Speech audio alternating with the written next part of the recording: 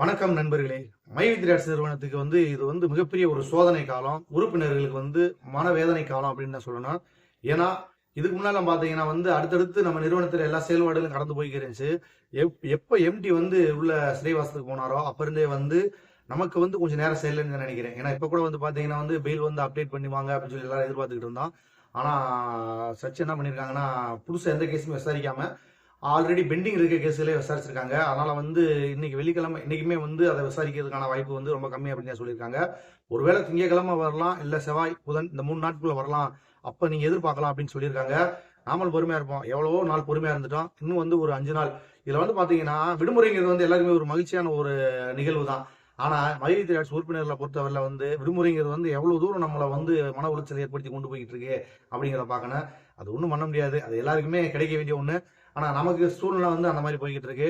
Sir நண்பர்களே, இப்ப பாத்தீங்கன்னா பெயில் தள்ளி போயிருக்கு. இது எல்லாருக்குமே ஒரு மன கஷ்டமான ஒரு சூழ்நிலையை நம்ம போயிருக்கோம்.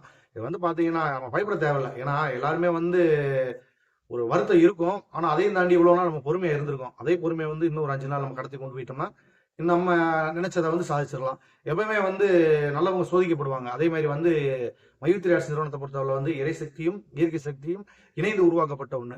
அதனால எவ்வளவு சோதனைகள் வந்தாலும் இயற்கை நிச்சயமா நம்மளை கைவிடாது அப்படிங்கிற ஒரு நம்பிக்கையோட நம்ம இருப்போம். இதுல பாத்தீங்கன்னா இந்த பெயில் லேட் ஆகுது அப்படிங்கிறதுல நமக்கெல்லாம் மன வருத்தத்துல இருக்கிறப்ப இதவே இன்னும் பல பேர் பாத்தீங்கன்னா மகிழ்ச்சியா கொண்டாடுறாங்க.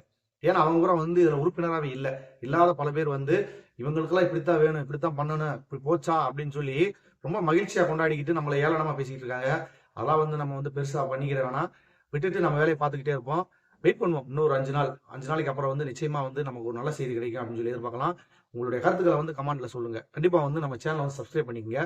மத்தவங்க கருத்துக்கள் சொன்னாங்கன்னா அவங்க கருத்தை விட்டுருங்க. நீங்க யாரும் அவங்க கூட கமெண்ட்லயே சண்டை போட வேணாம்.